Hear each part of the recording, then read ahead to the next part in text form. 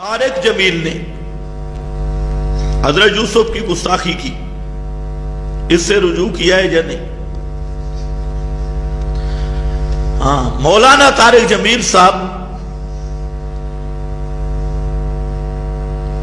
تو میرا خیال ہے دن میں 100 دفعہ توبہ کرتے ہوں گے،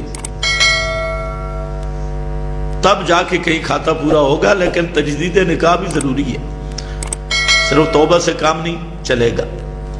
ابو طارق جمیل نے سری گستاخی کی اور 2 جھوٹ بھی بولے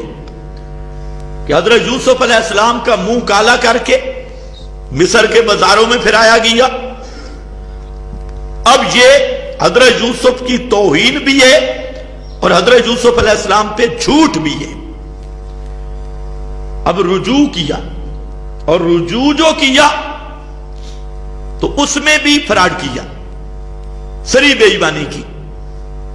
اور کہتا ہے کہ قرطبی اور تفسیر کبیر میں لکھا ہے، لیکن اس میں بھی شرارت کی کہ قرطبی تفسیر کبیر میں یہ ایک یہودیوں کی روایت ہے،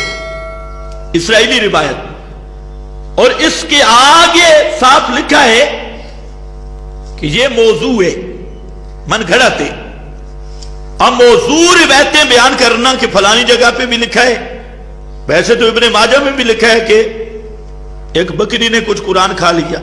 طارق جمیل کو اگر پتہ چلے تو یہ شروع کر دے گا، کہتے ابن ماجہ میں لکھا ہے، فلانی کتاب میں لکھا ہے، جلالین اور تفسیروں میں بھی اور بھی بہت کچھ گپے لکھی ہیں۔ لیکن طارق جمیل نے یہ ظلم کیا ہے اور پیغمبر کی توہین بھی کی اور پیغمبر پر الزام بھی لگایا۔ اب تنبیہ کرنے کے بعد چاہیے یہ تھا توبہ کرتا، لیکن اس نے توبہ نہیں کی، اس نے اپنی اس غلطی پر لیپ لگایا اور کہتے فلانی جگہ پہ بھی لکھا ہے، فلانی جگہ پہ بھی لکھا ہے، یعنی اس کی تائید پیش کی۔ طارق مسعود اور مینگل کا کیا اختلاف ہے؟ یہ جو مفتی طارق مسعود صاحب ہے، یہ جامعۃ الرشید کے مفتی ہیں، اور طارق جمیل نے جب یہ شٹل چھوڑا تو کچھ ہوتے ہیں نا بلا اجرت وکیل، مفتی طارق مسعود صاحب نے وکالت کی اور انہوں نے باقاعدہ جناب، اور جی قرطبی میں بھی ہے اور کبیر میں بھی ہے اور رازی میں بھی ہے، اور بھی انہوں نے یہ صفائی پیش کرنے کی کوشش کی، تو اس پر شیخ الحدیث ڈاکٹر منظور احمد مینگل جو کراچی کے مشہور عالم ہیں، اور یہ جامعۃ الرشید اور کراچی کے مدارس کے جتنے ملا ملوانے ہیں، یہ مینگل صاحب کے گٹے تک بھی نہیں پہنچ سکتے۔ علمی حالت ان کی یہ ہے، یہ چاہے وہ جامعۃ الرشید ہو یا احسن العلوم ہو، وہاں کے بوڑھے شیخ الحدیث ہوں، یا یہ دارالعلوم کراچی یا فاروقیہ، ان میں جتنے بھی جبے کبے دستار شستار والے مفتی شفتی اور حضرت اقداس کا سٹا کے، تو یہ مینگل صاحب کے گٹے تک بھی نہیں پہنچ سکتے علمی وجاہت کے اعتبار سے۔ تو مینگل صاحب نے بہترین رد کیا، اللہ ان کو جزائے خیر دے، زبردست رد کیا، اور انہوں نے اپنا حق ادا کیا۔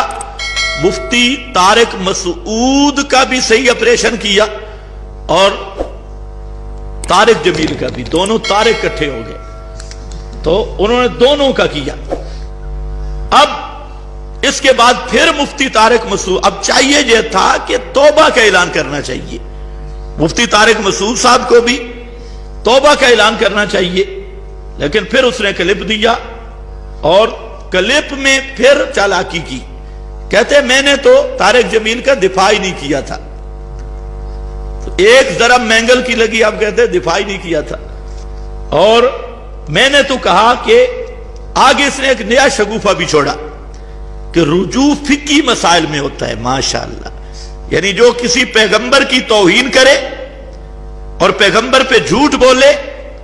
تو اس سے مفتی طارق مسعود کے جامعۃ الرشید میں